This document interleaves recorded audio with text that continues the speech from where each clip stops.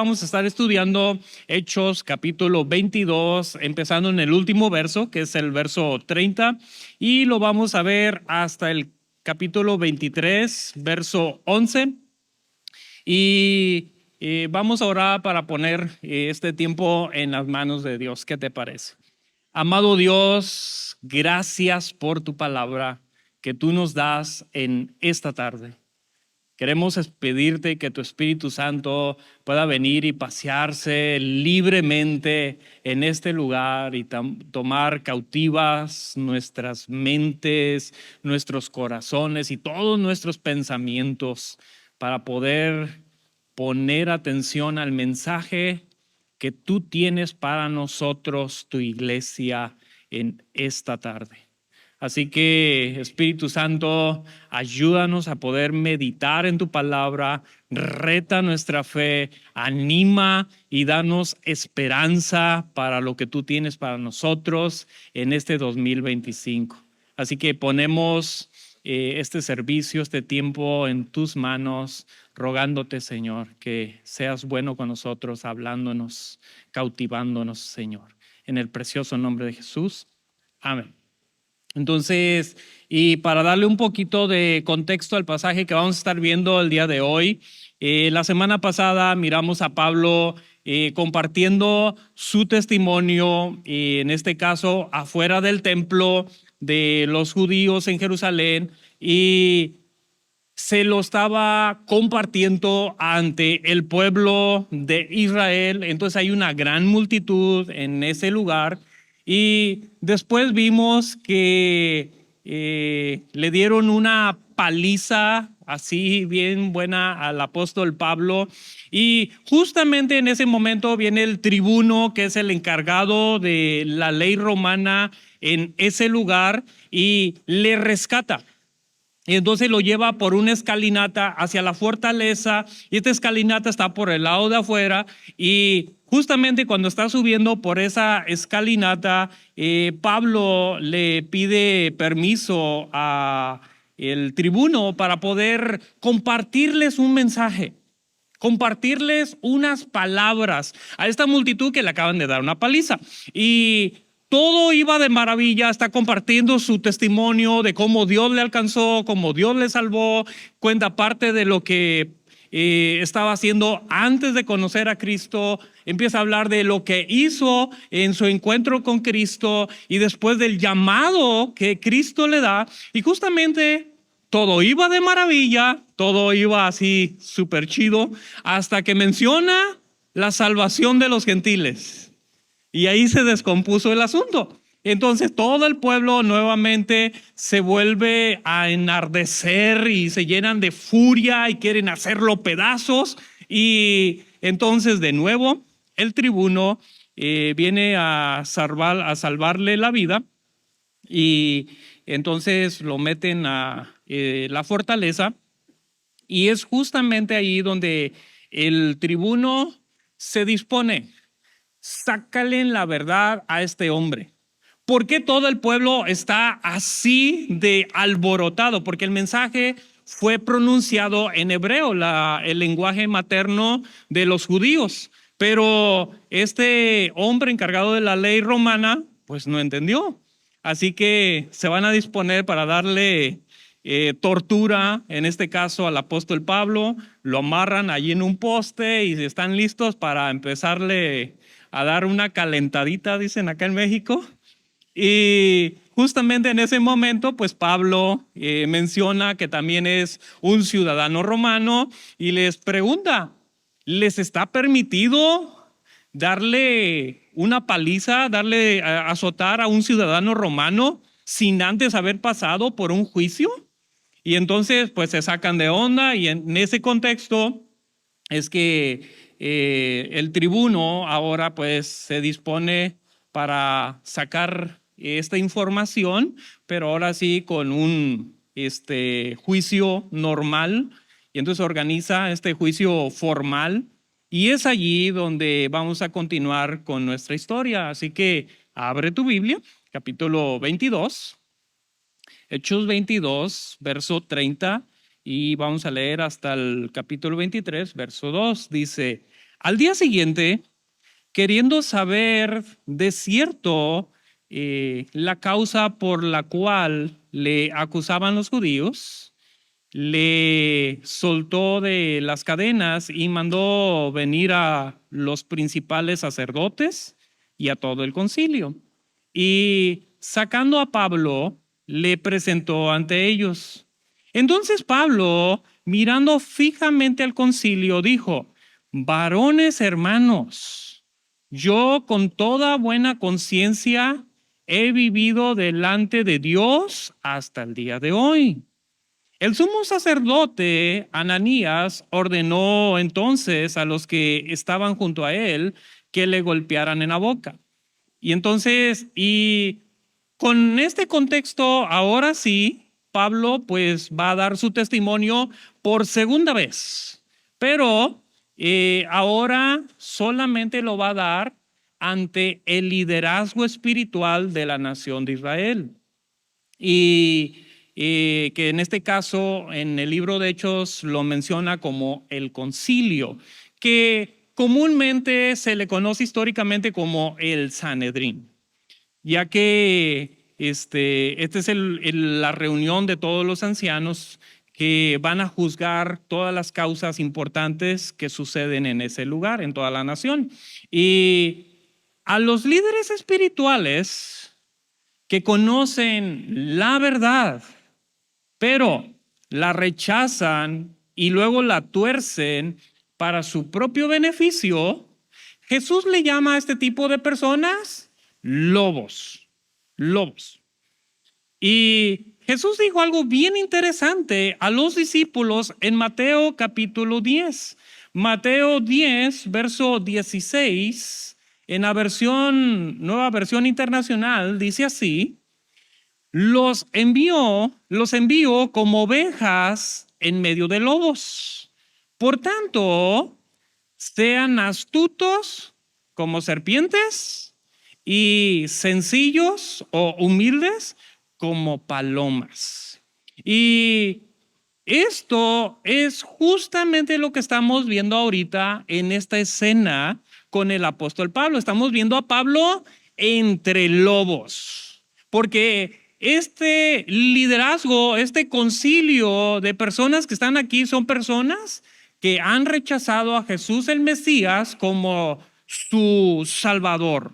Así que estas personas que estamos viendo aquí es lo que Jesús comúnmente le llama lobos. Y entonces el tema del día de hoy que vamos a estar analizando es entre lobos. Y vamos a aprender cuatro verdades de Pablo al estar entre lobos. Porque definitivamente en algún momento nos vamos a encontrar con personas que son líderes espirituales, que conocen la verdad, la han rechazado e inclusive la tuercen para su propio beneficio. Y vamos a aprender aquí cómo conducirnos entre personas de este tipo. Así que Pablo, antes de iniciar su defensa, vemos aquí que prestó mucha atención a los que estaban presentes. Entonces hay tres tipos de personas ahí. Número uno, tenemos al tribuno, quien supuestamente le va a brindar la protección romana, por lo que aparentemente Pablo va a poder compartir la verdad, va a poder testificar la verdad sin miedo, aparentemente, porque luego le dan una trompada justamente ahí, entonces no hubo mucha protección, ¿verdad? Número dos, tenemos a los sacerdotes que pertenecían a un grupo de judíos llamados los saduceos. Y ellos eran los que gobernaban a todo Israel bajo la autoridad romana. Así que cuando estudiamos un poquito acerca de estos hombres, los saduceos, nos damos cuenta que a ellos les importaba mucho más estar bien con el imperio romano que el bienestar de su propio pueblo. Así que eso de entrada pues ya lo tenemos ahí clarito. Y número 3, tenemos a los fariseos.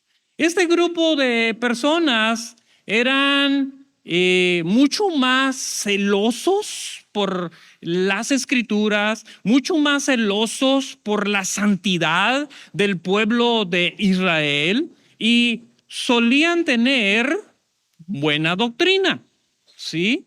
El problema con ellos es que en su deseo de guardar la ley de Moisés a través de sus propias fuerzas, obviamente fracasaron.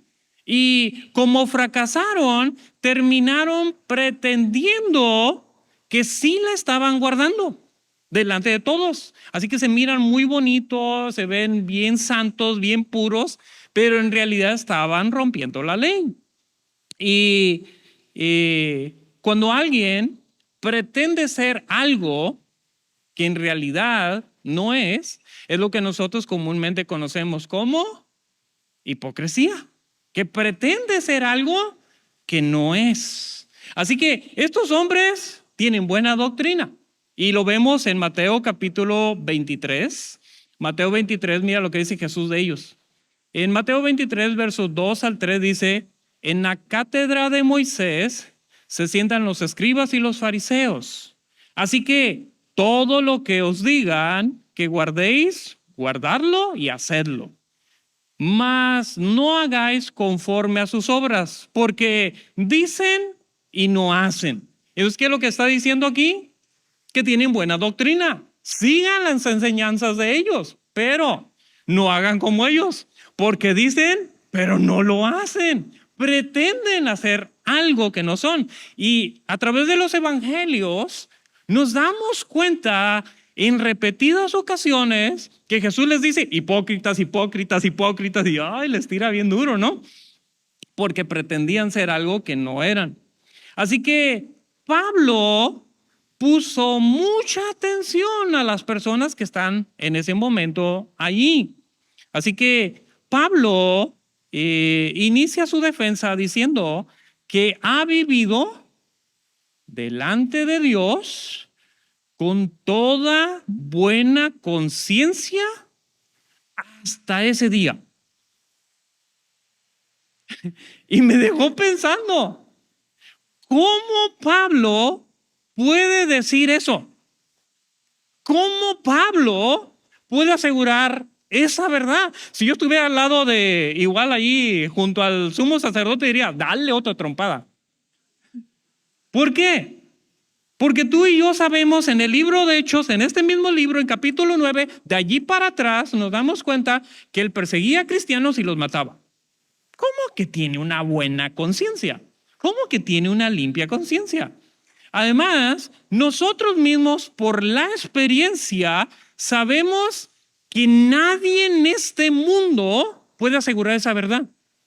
¿Por qué? Porque todos hemos y continuamos pecando. ¿Y cuál es la consecuencia de cuando pecamos? Nuestra conciencia nos empieza a acusar. Nos empieza a acusar.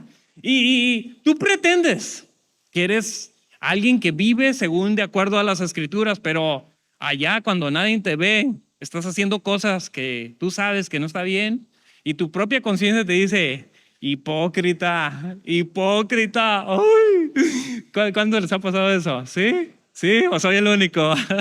Sí, sí. Y entonces, ¿cómo es que Pablo puede asegurar esta verdad en su propia vida? Y ahí es donde entra el sacrificio de Jesús en la cruz. En el sacrificio de Jesús en la cruz, todos nuestros pecados pasados, presentes y futuros ya fueron resueltos, ya fueron solucionados. Y de esta manera, nuestra conciencia ha sido limpiada, transformada y satisfecha, de tal manera que ahora nuestra conciencia está limpiecita. Ahora, ¿Eso significa que ya no vamos a pecar y ya no nos va a acusar la conciencia? Claro que no. Pero ahora, cuando pecamos, sabemos que tenemos un abogado ante el Padre y vinimos y confesamos nuestro pecado delante de Jesús, y la sangre de Jesús nos limpia de ese continuo pecado en el cual todavía estamos fracasando, todavía estamos cayendo, y nuestra conciencia, mira, serenita, tranquilita. Así que la verdad número uno, para testificar efectivamente ante los lobos, hay que tener una buena conciencia. Necesitamos tener una buena conciencia, familia. ¿Y cómo tenemos esta nueva conciencia? Pues solo se obtiene a través del sacrificio de Jesucristo en esa cruz. Ahora, eso significa que ya no voy a tener problemas si tengo una buena conciencia, si le estoy testificando a líderes espirituales que rechazan la verdad. ¿Eso significa que ahora voy a tener una protección contra todo eso? Y la respuesta es no, porque en el verso 2 vemos que el sumo sacerdote le mandó dar una trompada. ¡Pam! Sí. Así que mira lo que nos dice Josefo de este sacerdote. Josefo dice de él que era un hombre avaro, que era un hombre glotón, que era un hombre cruel, que usaba el soborno y la espada para lograr sus planes malvados. Y este es el hombre más santo, más puro, es el líder espiritual de toda la nación de Israel. Estuvo en funciones por 12 años. Josefo dice que este amigo se robaba los diezmos de los levitas. Pues a quién pusieron en el liderazgo, ¿no? Y al final de su vida, ya por el año 70, cuando ya todos los judíos huyeron porque destruyeron a Jerusalén y huyeron a Masada, nos dice Josefo que uno de sus propios hijos lo mató allá en Masada. ¡Wow! ¡Qué impresionante! Y qué feo terminó este amigo, o sea, asesinado por su propio hijo. Así que tener una buena conciencia no es una garantía de una vida libre de aflicciones, ¿sí? Y eso necesitamos dejarlo así, que quede bien clarito. Pero, aunque no nos libra de aflicciones, qué maravilloso es vivir a través de esta vida con una conciencia limpia. ¿Cuántos dicen amén? ¿Sí? Gloria a Dios, que puedes ir a través de esta vida y sin ninguna condenación, porque ninguna condenación hay para los que estamos en Cristo. Así que nuestra conciencia ya no nos acusa si estamos constantemente confesando nuestros pecados delante de Jesús. Continuamos con el verso 3 al 5, dice: entonces Pablo le dijo: Dios te golpeará a ti, pared blanqueada. ¿Estás tú sentado para juzgarme conforme a la ley y quebrantando la ley me mandas golpear? Los que estaban presentes dijeron: ¿al sumo sacerdote de Dios injurias? Verso 5, Pablo dijo: no sabía, hermanos, que era el sumo sacerdote, pues escrito está: no maldecirás a un príncipe de tu pueblo. Entonces aquí Pablo, después de que le dieron una trompada, nos dice que se encendió. Ahora, ¿quién no se encendería después de que te dan un cachetadón? Seamos honestos, ¿no? ¿Y qué hace Pablo después de que le dan ese cachetadón? Pues le dijo sus verdades al sumo sacerdote y pues le está diciendo que es una pared blanqueada. Y lo que eso significa es que es un hipócrita. que pretende guardar la ley, pero en realidad está quebrando la ley. Ahora, en ese tiempo, las paredes que se dañaban por diferentes razones, cuando no querías repararla, tumbarla y repararla de nuevo, lo que algunos hacían era pintarla con cal. Y ya cuando la pintaban de cal, pues se miraba bien bonita, ¿verdad? Blanquita, blanquita esa pared. Y, y lo que hacían, pues era cubrir simplemente el daño que estaba allá adentro. Y esta era una manera de guardar las apariencias. Que los demás piensen, oh, qué bien está ese hermano. Qué bendecido está ese hermano. Llega a la iglesia, oh, Dios te bendiga, gloria a Dios, hermano. Pero sales de aquí, ay Dios. Sí, sí, todo bien bonito. Pared blanqueadita, chula, hermosa. Pero en realidad no vives de acuerdo a lo que se supone estás pretendiendo que es la verdad. Ahora, ¿Pablo le está diciendo sus verdades? Sí, pero ¿cuál es el problema? ¿A quién se lo está diciendo?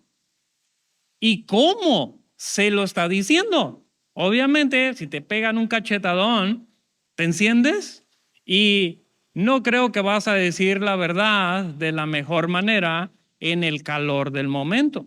Ahora, a Jesús le pasó algo similar cuando antes de crucificarle, cuando está pasando por esta serie de juicios, y vemos en el Evangelio de Juan, capítulo 18, Juan 18, verso 22 al 23, dice, cuando Jesús hubo dicho esto, uno de los alguaciles que estaba allí le dio una bofetada diciendo, ¿así respondes al sumo sacerdote? Jesús le respondió, si he hablado mal, testifica en que está el mal. Y si bien, ¿por qué me golpeas? ¿Sí notas la diferencia? ¿Verdad que hay una diferencia ahí? Y está bien tener celo por la verdad. Cuando estás hablando ante líderes espirituales que están torciendo la verdad, y está bien tener ese celo por la verdad, pero no podemos permitir que ese celo por la verdad nos lleve a faltarle al respeto a líderes espirituales, aunque sean lobos en este contexto, ¿verdad? Así que por eso Pablo reconoció él mismo su propio error en el verso 5. E inclusive él cita la palabra de Dios para corregirse a sí mismo. Así que es entendible que Pablo esté enojado. Es entendible que Pablo no respete al hombre que está enfrente de él. Pero no es entendible que le falte al respeto al oficio que tiene ese hombre. Entonces, y eso es algo que hay que mantener con cuidado. Así que la verdad número dos,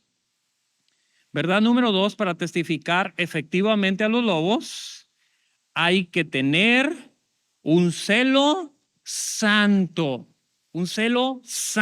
apaciguado. O sea que si vamos a decir la verdad, tenemos que decirlo de la manera correcta.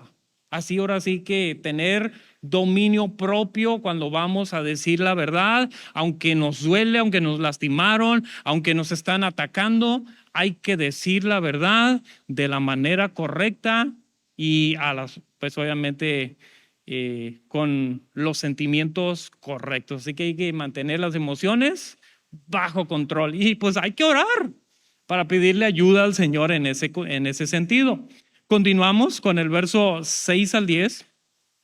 Entonces Pablo, notando que una parte era de saduceos y la otra de fariseos, alzó la voz en el concilio: varones hermanos, yo soy fariseo, hijo de fariseo. acerca de la esperanza y de la resurrección de los muertos, se me juzga. Cuando dijo esto, se produjo disensión entre los fariseos y los saduceos, y la asamblea se dividió, porque los saduceos dicen que no hay resurrección, ni ángel, ni espíritu, pero los fariseos afirman estas cosas. Y hubo un gran vocerío, y levantándose los escribas de la parte de los fariseos, contendían diciendo: ningún mal hallamos en este hombre, que si un espíritu le ha hablado o un ángel, no resistamos a Dios. Y habiendo gran disensión, el tribuno, teniendo temor de que Pablo fuese despedazado por ellos, mandó que bajasen los soldados y le arrebatasen de en medio de ellos y le llevasen a la fortaleza. Entonces, cuando el sumo sacerdote manda golpear al inicio de su defensa de Pablo, nos deja saber una verdad. Con eso nos está diciendo, con esa acción nos está diciendo de entrada que ya considera a Pablo culpable. Que no importa lo que diga, ya es culpable. Seguirá siendo culpable. Así que no importa lo que él haga, ya lo han condenado. Y recuerda que según la definición de Jesús, pues es un lobo. Así que él ya rechazó la verdad de entrada. No importa lo que diga Pablo. Por ello, Pablo ahora va a usar sabiduría espiritual. Allí creemos que recibe una palabra de sabiduría espiritual. Así que no es suficiente con tener una buena conciencia, no es suficiente con tener un celo santo al testificarle a los lobos. Así que la verdad número 3, para testificar efectivamente a los lobos, hay que tener una actitud sabia, una actitud sabia. Y es por eso que se dirige de nuevo a toda la asamblea con respeto, eso demuestra sabiduría, y se identifica ¿con quién? Con los fariseos. Al declarar yo soy fariseo, no dice yo era fariseo, dice yo soy fariseo y soy un hijo de fariseo. Y con eso lo que está diciendo, tengo un legado, toda mi familia son fariseos. Y con eso ya se ganó a una gran parte de la asamblea. Ya se identificó con ellos en el concilio. Y con esas palabras los divide. Y puede seguir con esa línea de pensamiento y probablemente salvar su vida y salir ileso sin ningún problema. Pero es bien interesante porque aunque puede actuar con astucia para salvar su vida, como vimos cuando Jesús le dice a los discípulos, los envío como ovejas en medio de lobos, y dice, astutos como serpientes, ponte abusado, ponte listillo, usa sabiduría espiritual para que no te maten, para que no te dañen. Y a pesar de que Pablo puede usar ese tipo de argumento, ¿qué hace? Predica y comparte el evangelio. ¿Y cómo lo hace? Hablando de la resurrección de los muertos. Y entonces está hablando de su esperanza, de la esperanza que también compartía con los fariseos, la resurrección de los muertos. Y está yendo a la raíz de la fe cristiana. Primera de Corintios capítulo 15 nos habla acerca de la resurrección de los muertos y lo que eso implica para ti y para mí. Y nos dice que es la base de nuestra fe. Y entonces podemos ver a través de 1 Corintios 15 que Jesús se les apareció a individuos por aquí, individuos por acá, en diferentes lugares. Pero también vemos que se le apareció a grupos de personas por aquí, a grupos de personas por acá. Y como nos dice en ese capítulo de Corintios, se le apareció incluso a 500 a la vez. ¡Wow! 500 testigos oculares de la resurrección de Cristo en un solo lugar. ¡Wow! ¡Qué impresionante! En Hechos capítulo 1 nos dice que se apareció por 40 días. O sea, no fue un día, no fueron 2 días, una semana, no fue un mes. 40 días apareciéndoseles. Así que la base de nuestra fe está bien atestiguada con muchos testigos oculares de lo que allí pasó. Y eso es lo que está utilizando aquí para salvar su vida, sí, pero también para declarar una verdad y predicar el evangelio de la gracia de Cristo a través de este evento importantísimo. Así que Pablo, a pesar de que pudo haberse librado de otra manera, simplemente identificándose con los fariseos, ¿sabes qué? Aprovechó la oportunidad para predicar la verdad, la verdad. Así que no diluyó la verdad del evangelio para salvar su vida, sino que aprovechó la oportunidad para compartir el evangelio. Y Lucas nos da una nota informativa de algunas de las creencias principales que creían este par de grupos de judíos en ese tiempo en el verso 8, cosas que no creían y cosas que creían. Ahora, Jesús ya había hablado anteriormente y discutido con los saduceos y les mostró la realidad de su falsa enseñanza allá en Lucas capítulo 20. Si te interesa, te doy la cita. Lucas 20, verso 27 al 40. Así que, por lo que los fariseos ahora en ese concilio están luchando apasionadamente para defender la inocencia de Pablo. ¡Wow! ¡Qué sabiduría! Se lo hizo bien, ¿sí? Y nos enseña una verdad, familia. Cuando estamos justamente testificándole a lobos, necesitamos pedirle sabiduría espiritual al Señor constantemente mientras estamos testificando.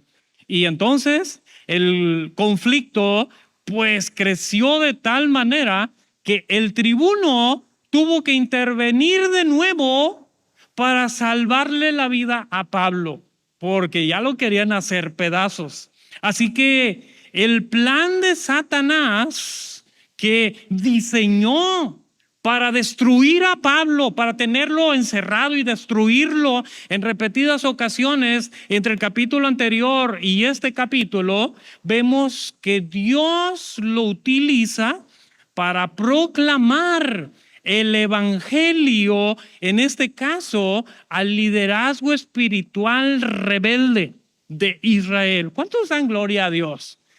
Porque Dios utiliza aún las situaciones difíciles para que su evangelio pueda ser proclamado, para que su nombre pueda ser engrandecido, para que su nombre pueda ser glorificado.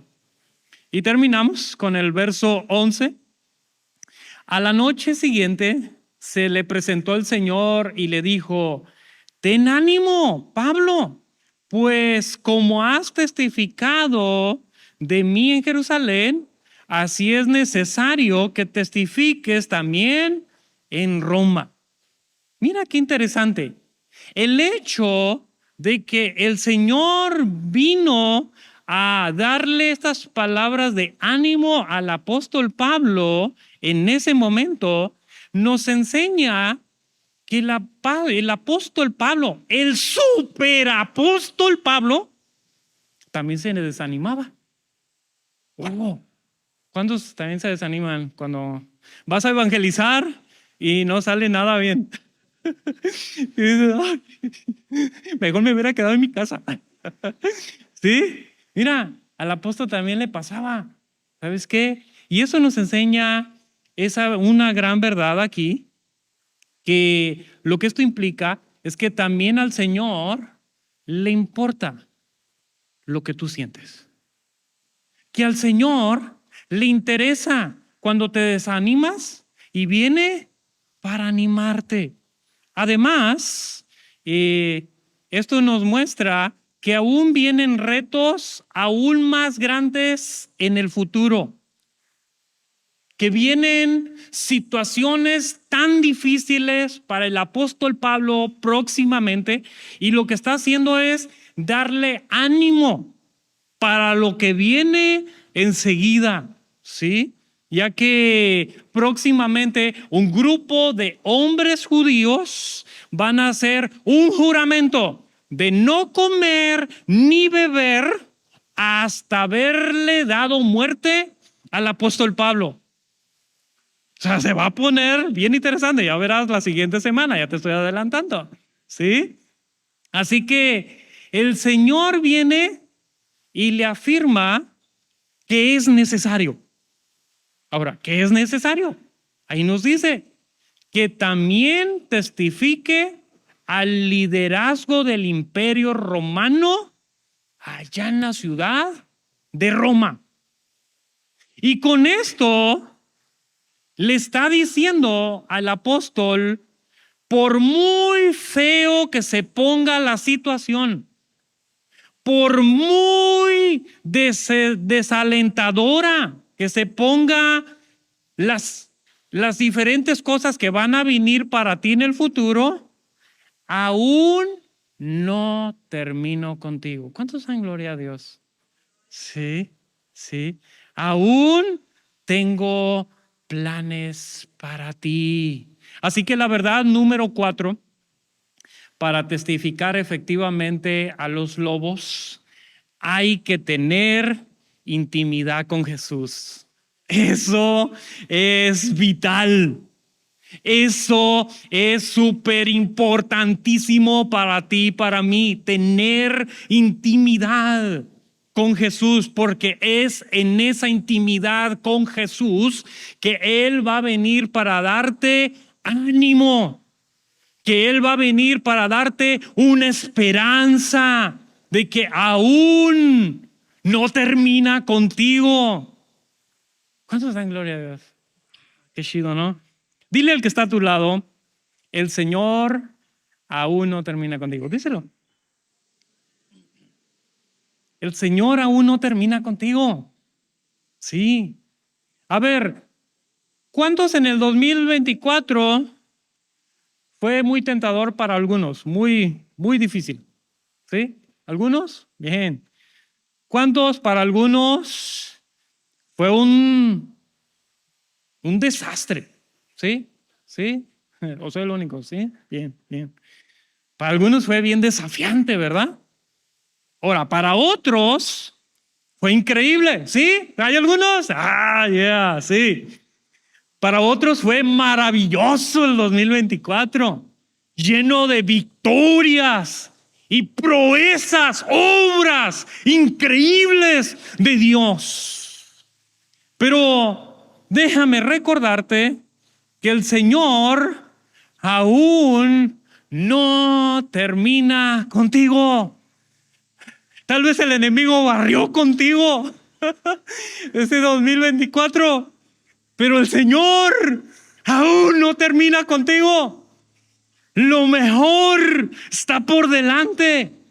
Y este 2025, Dios tiene nuevos retos de fe para ti.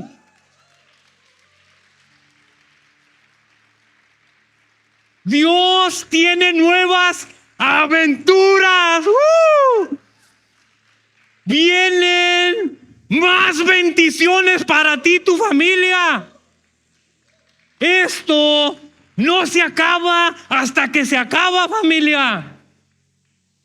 Y Dios tiene grandes retos de fe y va a ser para algunos muy difícil este 2025. Pero agárrate de la mano de Jesús, porque ese es tu lugar fuerte, esa intimidad con Jesús. Qué importante es eso, familia. Así que vimos 4 verdades de Pablo al estar entre lobos. Verdad número 1, hay que tener una buena conciencia. Verdad número 2, hay que tener un celo santo. Verdad número 3, hay que tener una actitud sabia. Y verdad número 4, hay que tener intimidad con Jesús. Así que vamos a orar por aquellos que tal vez este 2024 sí fue difícil. Y tal vez ni siquiera tenemos que regresar al 2024, sino esta semana que acaba de pasar. Fue tan difícil, tan retadora, y no esperabas que iban a pasar esas cosas. Y has estado luchando tal vez con tus finanzas, y has estado luchando con problemas bien pesados en tu familia, y has estado luchando con diferentes situaciones personales. Y el Señor viene en esta tarde para darte esperanza. Él te está diciendo, aún no terminó contigo. Dios tiene aún cosas buenas para ti, para mí en este 2025. Y Él quiere darte un reinicio en este momento. Así que empieza a hablar con Él.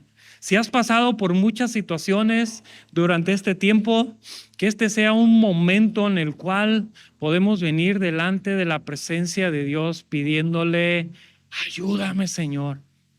Ayúdame a caminar en integridad. Ayúdame a ya no ser un hipócrita.